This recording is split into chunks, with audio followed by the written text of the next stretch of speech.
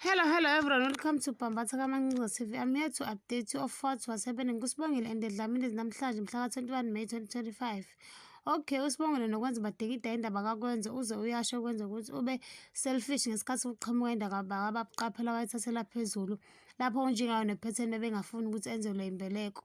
uSibongile wathi abayeke konke bazodela nakho uma ukuhlinzwa kwababuqaphela kuhambe kahle. Angithi usezowasayina ama-forms ukuthi usezokwazi ukuhlinzwa. Uphetheni ubuza ukwenza ukuthi why if kudliwa isidlo santambama engabe eseza. Wavele wadina wagana unwabo ukwenza esho ukuthi why sonke lesikhathi engamtshela ngobabuqaphela. Waxolisa bakithi uphetheni lapho uyakhala ukwenza ukuthi uma wakhe ummoshele impilo yakhe wazikhalela nophetheni bakithi exolisa.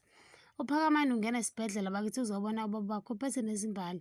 Angithi usenethemba lokuthi ubaba bakho usazoba ngcono ngoba ekugcineni useze wasayina ukuthi ayohlinzwa. Kanjalo nodokotela ubesebanikile ithemba lokuthi uzoba right.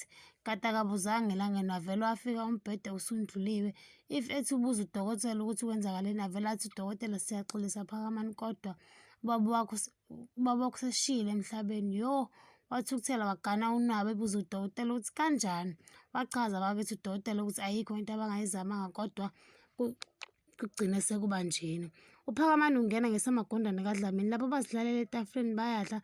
Ungena esethi nje nihlezi kumnandi kodwa mina owami baba useshonile. Baqale nje bazithulela kwazi kwaphendula unjengayisethi ushonile engathi unombuzo thizeni. Kebamba lana ungakhohlwa ukucindezela notification bell nokusubscribe namasho yombono wakho. Bye.